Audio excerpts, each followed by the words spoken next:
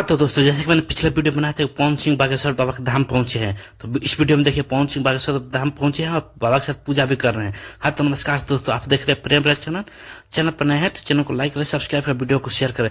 आपको बता दें कि वहाँ पहुंचे हैं और बाबा के साथ मूर्ति प्रतिष्ठान में भाग लिए हैं।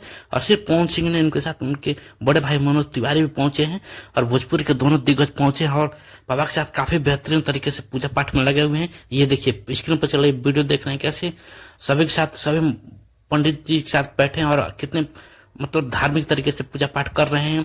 और बता दें कि पवन सिंह हम भक्ति भजन भी करेंगे, सबको मनोरंजन भी करेंगे।